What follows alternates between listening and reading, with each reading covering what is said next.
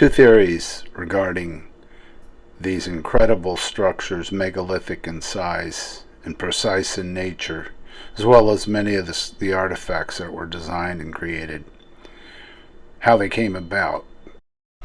We have a group of enthusiasts that believe that these artifacts, like the megalithic structures, were actually part of a civilization that existed pre-Diluvian, that is, before the flood or the Younger Dryas period that wiped out supposedly human civilization, and that's why there's a discontinuity there. The other thought is that no, there were visitations by extraterrestrials that for a period of human history gave us super advanced technologies to allow us to construct some of the things that we see. So those are the two competing ideas, and we're going to apply those ideas and see how they fit with a certain type of artifact that's been found and discovered at Egypt that was very numerous in the Old Kingdom and before, but somehow disappeared. We'll see in our analysis which one of these theories seems to apply the best. Okay, here's Eric von Daniken, and he will go into his description of the Book of Enoch as one of his proofs regarding extraterrestrial visitation of early human civilization. A Stone Age man before the Great Flood. Enoch was a patriarch, the seventh patriarch. And Enoch is mentioned in the Bible very briefly, with just two phrases.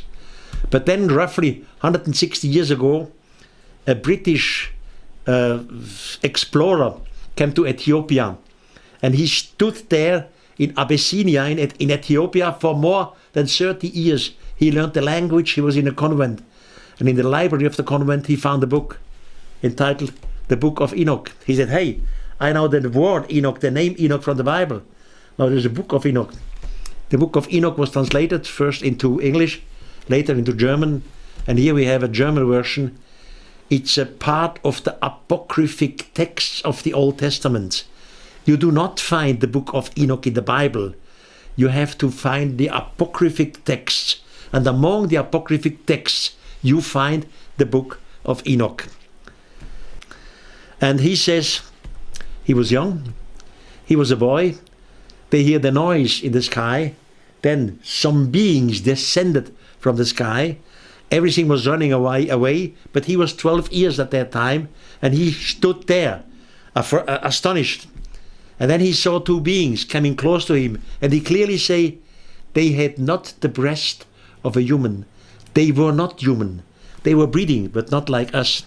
And he says, they were not terrestrials. I never saw beings like these on our planet. Now they take him. Enoch describes, they took me up to the sky. He saw the round earth beneath him, the round earth, which you can see only from the earth, from an orbit. And don't forget, we speak about the time in Stone Age. Nobody was there. So he sees the round earth. Then he sees up there some gigantic things. In his time, he has no word like spaceships. He doesn't know what this is. He says they looked like stars. They were shining, glittering, doors opened, or the doors closed again. They brought me into a strange garden with strange flowers and strange vegetables, which I never saw on earth. And then they'll teach Enoch their language. After some months, Enoch speaks the language of the extraterrestrials. And once he knows the language, they teach him in writing. They even say, they gave me a quick writing device.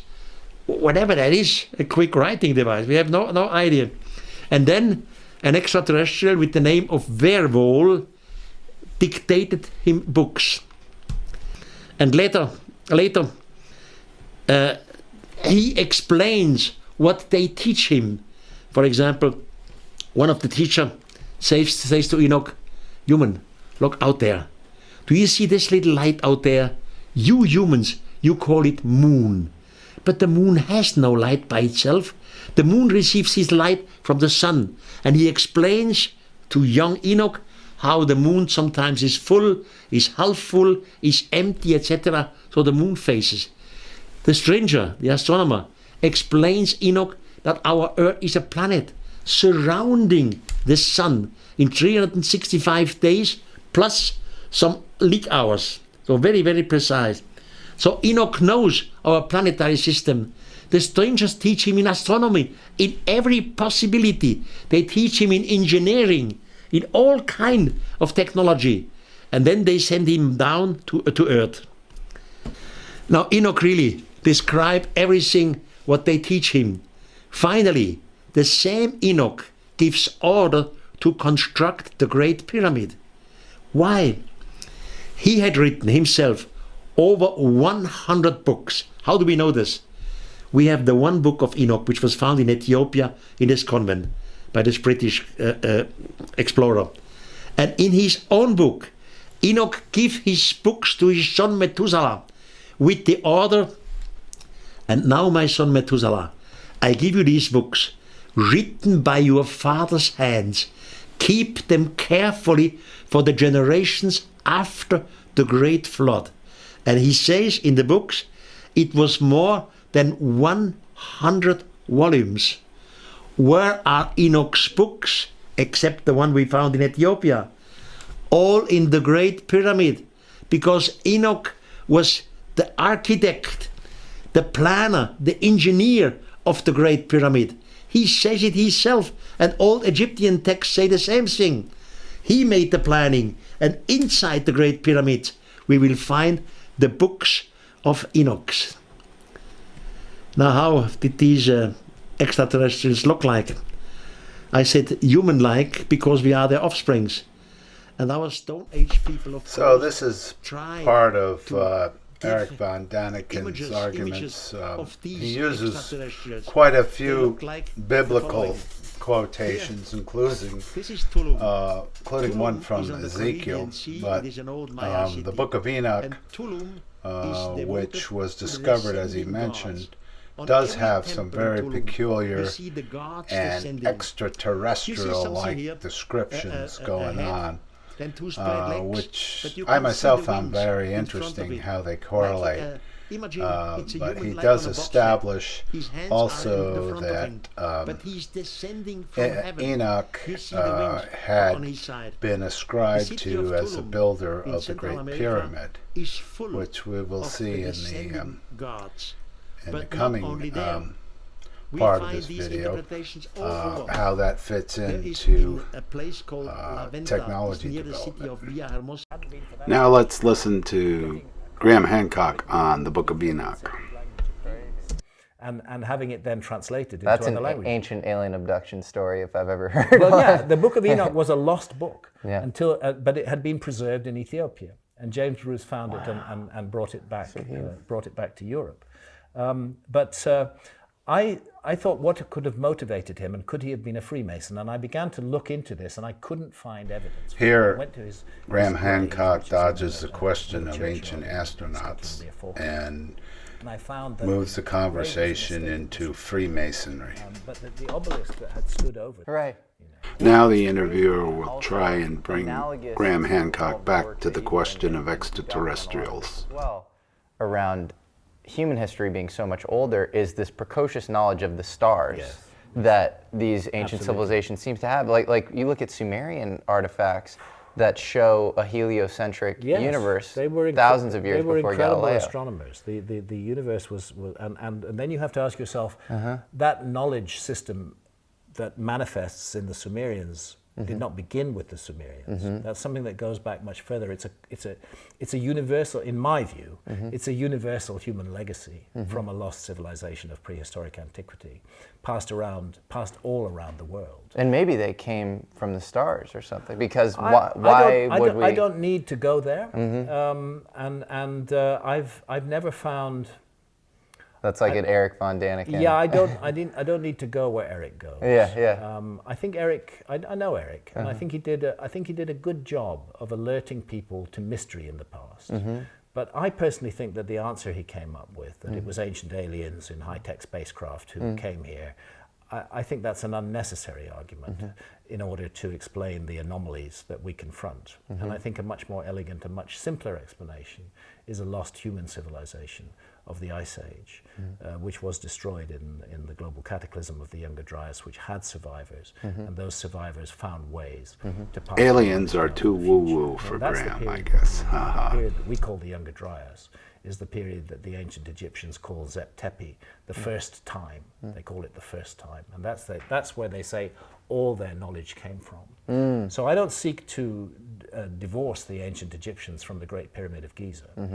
The ancient Egyptians were So definitely... here, Graham in Hancock construction of the Great Pyramid of Giza. But I officially think the Great Pyramid of Giza dismisses sits on the top of extraterrestrial and part of it is the idea. subterranean chain. And I think a lot of that has to do with what he himself would describe as a woo-woo factor. And so in this As soon as you say you believe extraterrestrials landed here, or you believe in extraterrestrials, you're kind of looked at strangely, and you're put in a different basket of people, and it usually isn't very complimentary.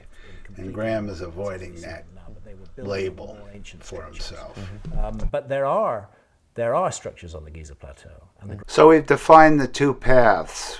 One is extraterrestrials creating these precise objects and incredible megalithic structures through a technology we don't understand, or we have the concept of an advanced culture.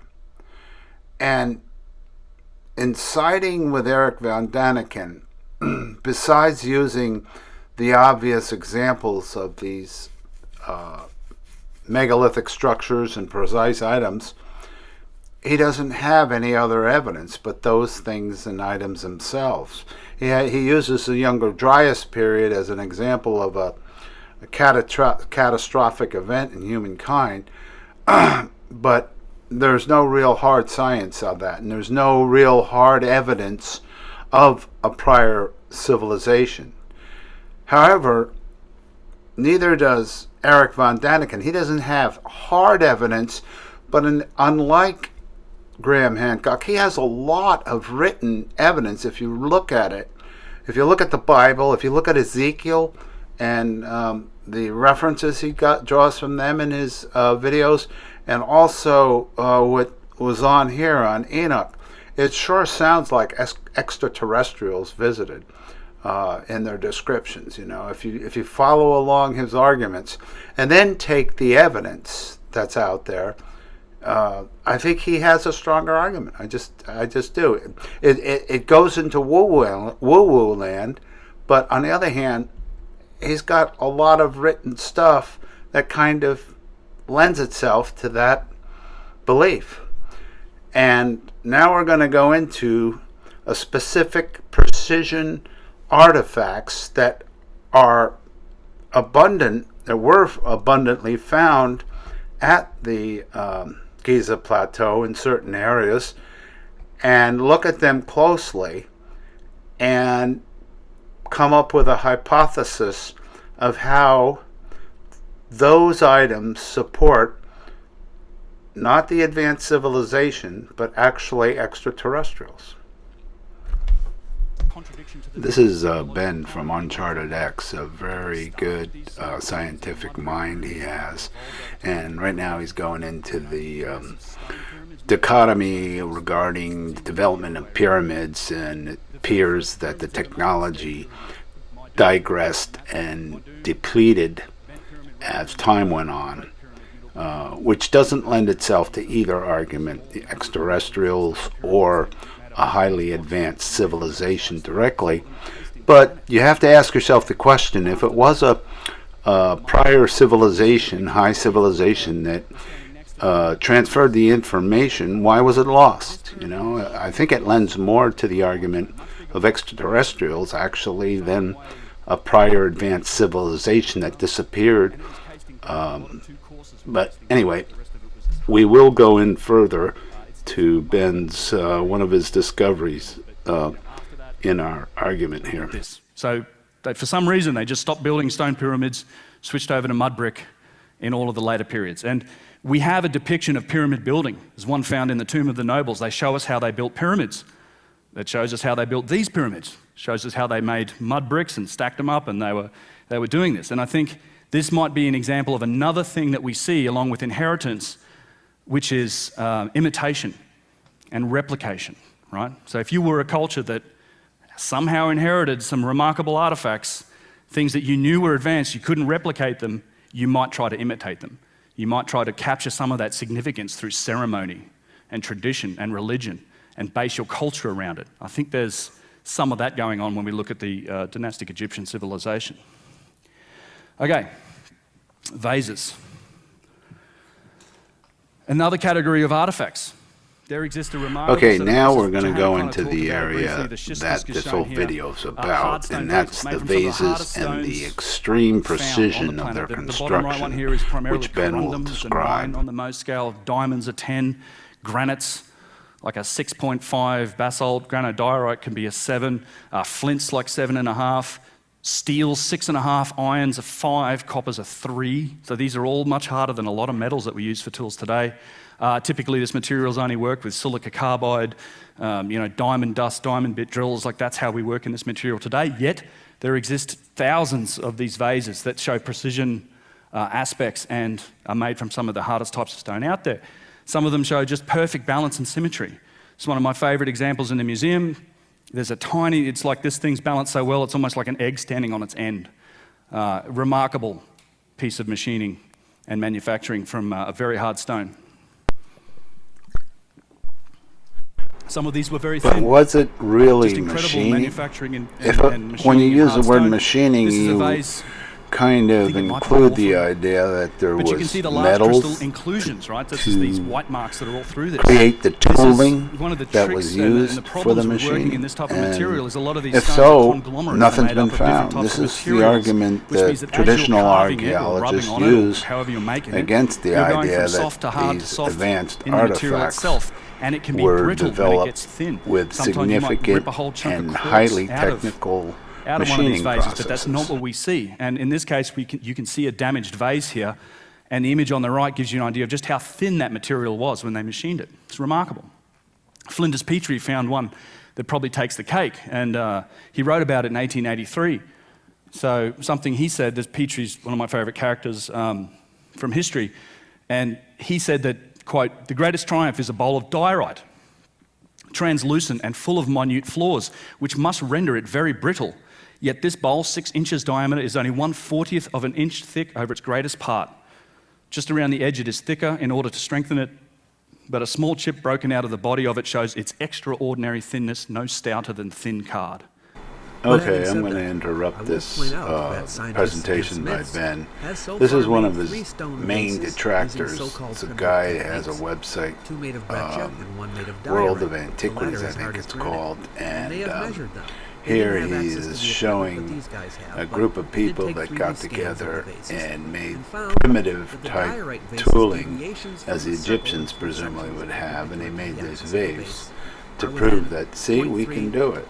But if you look at this vase, there are some dimensions that are pretty good, but the whole vase is like a half-inch thick. I mean, come on, we're looking at something that's almost paper thin, and he's using this to say, see, it can be done.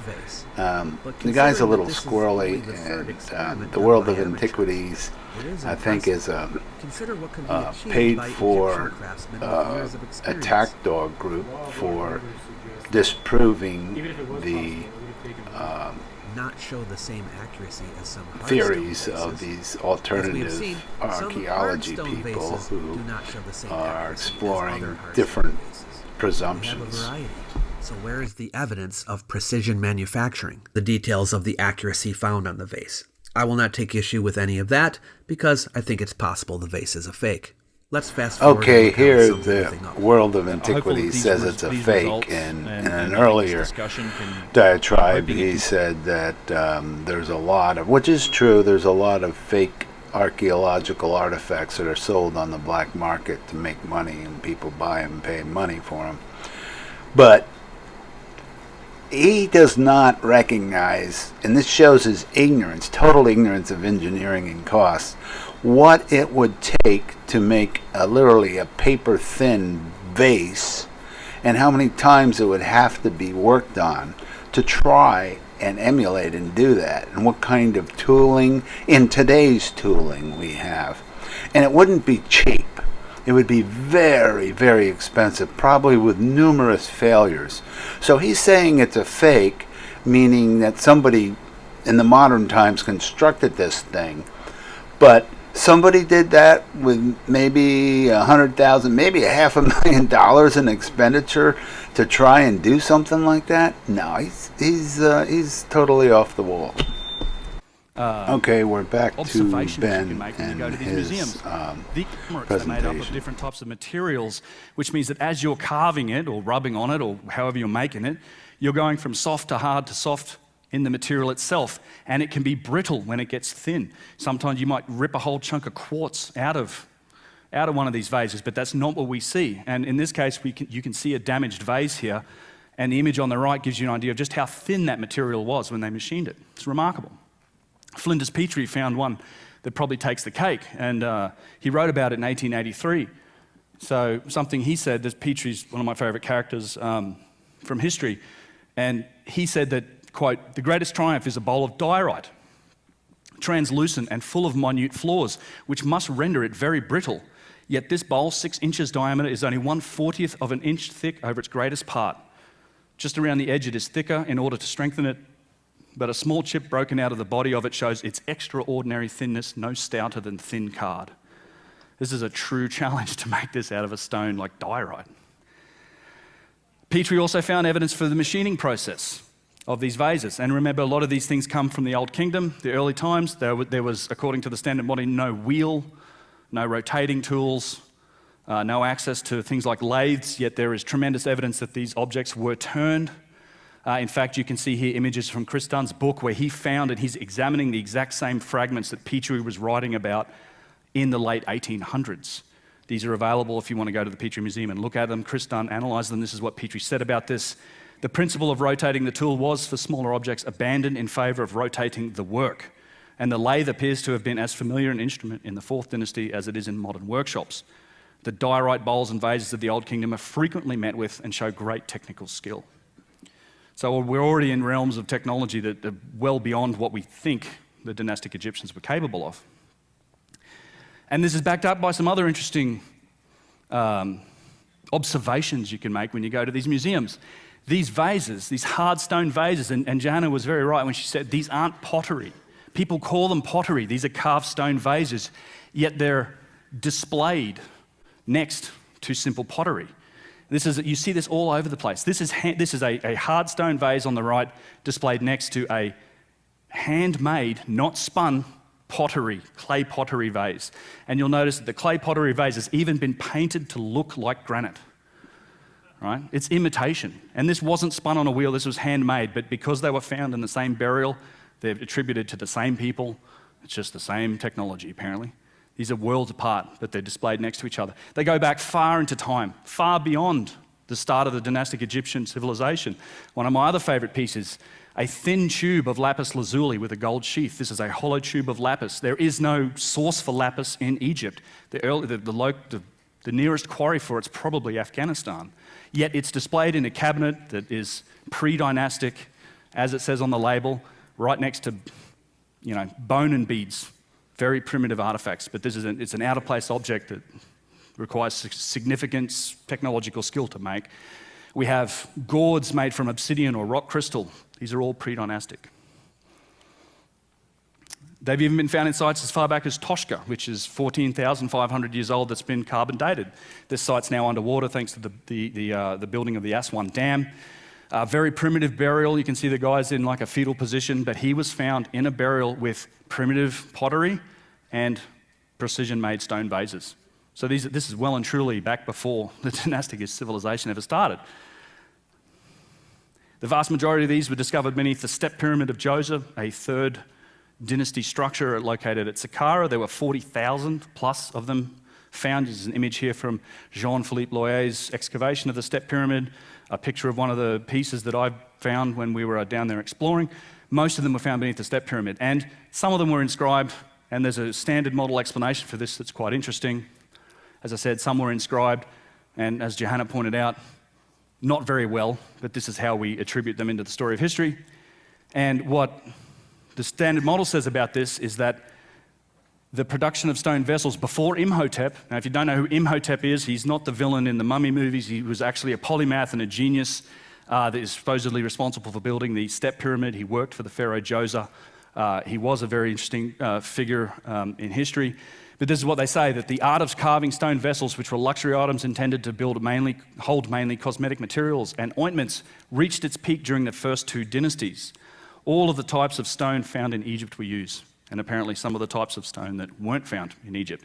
I'll also add that there is no evidence in the architecture or other stonework of the first couple of dynasties that they were seemingly capable of doing this type of work with these types of stones, but that's how they attribute them. And then from after that period, it's just a little more detail about it, more than 40,000 vases carved from hard stone were discovered in the galleries beneath the step pyramid. Many of these were heirlooms dating from dynasties 1 and 2, and it is thought that Djoser had them buried under his pyramid after they were recovered from earlier tombs. So we're acknowledging, this is in the museum at Saqqara, we're acknowledging that inheritance was taking place, right? I just think they're not going back quite far enough as in the source for this inheritance. Johanna mentioned this. Are they canopic jars? These are the stone lids for a lot of these jars that they found. Very rough mud lids that are now hard and proudly displayed in the museum next to the jars. I will note that the later jars in Egypt, the alabaster vases, which we'll talk about in a minute, did have lids formed. They had beautiful lids made from alabaster, much softer stone. The mainstream explanation for the vases is also shown at Saqqara, and it's depicted as a scene on the wall here. You'll notice no lathes, but essentially a series of primitive techniques where you have a stick that's bent, you have some stones attached to it, maybe a flint tip on it, it's rotated, you're rubbing on some of these vases with rocks and polishing them that way. I suspect this is probably the method that Imhotep came up with in the 3rd dynasty, because after this period, this is what you get in Egypt. You get primitive, not primitive, but they're beautiful, but alabaster vases. From the Old Kingdom onwards, these are the forms that Egyptian vases take. They're beautiful, they're made from alabaster, it's like a 3 on the most. Okay, here I'm going to interrupt and introduce my hypothesis why these vases support the idea that ancient astronauts, ancient aliens were the source of the technology that made these vases and vessels. The overriding question I think one has to ask, if you're familiar with the technologies in the world and material science, you have to ask yourself the question, why did they choose to make these things out of stone, given that if they were so advanced to make precision items, they must have had knowledge, if they were, let's say, an advanced civilization, of basic metallurgy and the extraction of materials and ores to create artifacts and things out of aluminum, steel, even copper. With an extraction and with that tooling they had, they could have made vessels that for carrying purposes would be more ideal. You have to ask, why not? If they had the machining and they were an ancient civilization, they must have had basic knowledge of ore extraction and metallurgy. But if you look at the idea that ancient aliens visited, and they visited for a relatively short period of time, obviously, because they're not overtly here now. Some people might say they are covertly, but I don't know if I believe that. But if they were here for a short period of time, the time necessary to develop metallurgy and ore extraction would have been enormous. Let's say the ancient aliens visited for a period of less than 10 years. Could have been only months, who knows. how fast they work in doing some of their constructions. But let's say under 10 years. That would not have been enough time to develop the whole technological and manufacturing processes to use other source materials.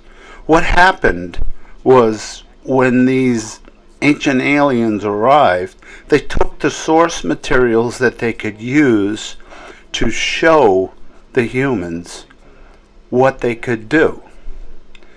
And if you look at ore extraction and the machinery involved and the technology, and it wouldn't have to be at the levels that we do it, but it would still require a lot of different steps and equipment to do. And if the time was a factor, the choice of using stone for this very advanced type construction of these vases would be logical. It would be very logical.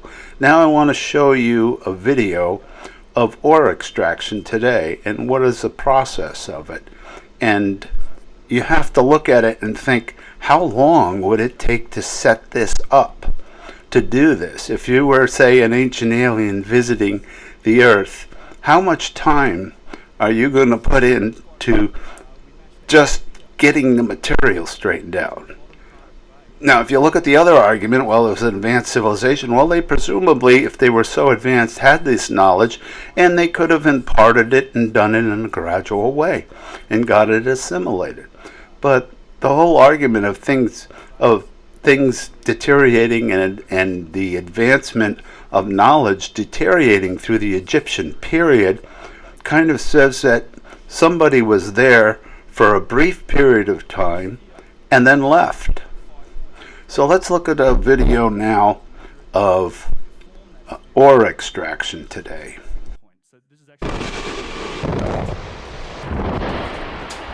As rock explodes and the raw materials of steel are tossed from the earth, the rock is taconite, and the prize inside is crude iron ore. We get at it by grinding the rock to powder and separating the ore with powerful magnets. Then we form and heat the ore into marble-sized pellets that will later be converted to iron. From bituminous coal, we create coke to fuel the iron-making furnaces. We crush the coal, seal it in airtight ovens, bake for 12 to 16 hours, and remove it from the oven as solid carbon fuel. The fuel and pellets come together in the blast furnace, where we add just enough limestone to remove impurities. From below, a continuous blast of superheated air combusts the coke, intensifying the heat and changing raw materials into molten iron. Sometimes more than 9,000 tons of it a day in our largest blast furnace, where it reaches a temperature of 2,700 degrees Fahrenheit. At regular intervals, we tap this blistering brew into giant submarine ladles that ride on rails to the basic oxygen shaft, where iron will be turned into steel. In this fast-paced sequence, up to 250 tons of steel can be made to order in less than 45 minutes. We begin the steel-making process by dumping recycled steel scrap into the basic oxygen furnace and adding hot iron. Sparks steal the show when high-purity oxygen is blown into the mix at supersonic speeds and molten iron becomes molten steel. Now we're ready to create the custom blends that make steel the most widely used metal on the planet. In fact, we produce over 1,500 different chemistries to meet customer demand for cutting-edge. So here you can see that there are quite a few complicated processes to develop the raw iron that's extracted from the ground into the finished product of steel. And finishing, and presumably the ancient aliens or the advanced civilization, whichever you choose, would have had the knowledge of these processes. Now, this machinery is enormous, and of course they wouldn't have the size of these units probably, but on the other hand, they would have to have all these processes. And the time that it would take to develop the machinery and build the machinery to do this would be enormous. And again, as the archaeologists state, there was no discovery of any machinery or steel or any of that, lathes or any of that stuff at any of the sites where these advanced technologies have been discovered, either where the Inca were or where the Egyptians were. So, but if you subscribe to the ancient alien theory, it makes sense that these people chose stone to work with. They were visiting for a finite period of time, and they didn't have the ability to show the humans and do this kind of, build this kind of a process for them. So they took what raw materials they had, and they went around. And in Egypt, if you watch a lot of the documentaries and stuff, they have shown that they have taken stone from all over the place. Not just Africa, other places they traveled to get stone as a raw material, a specific type of stone material.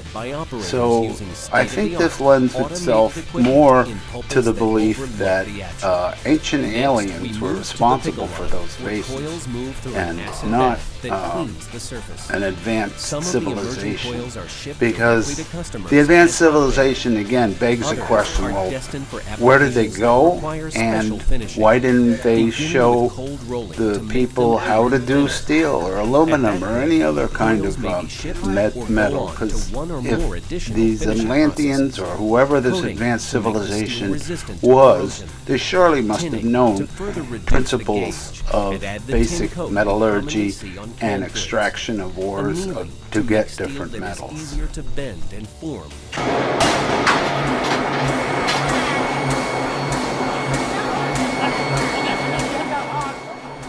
Okay, now this video is going to show you taking some of that raw steel and reforming it into a shape to be used into a manufacturing process, and then the manufacturing process. And you can see, and if you watch it in its entirety, the amount of tooling that is required to do the manufacturing. Believe it or not, you see that big piece of steel they're using there? What they're going to use it for is to make simple razor blades. And it's high production stuff, but let's look at those vases. There was, what, 40,000 of them made? There was a lot of them made. And I can tell you right now, the manufacture of the vases, if you were using metal and doing it on a high volume process, would have involved at least as complicated equipment as here.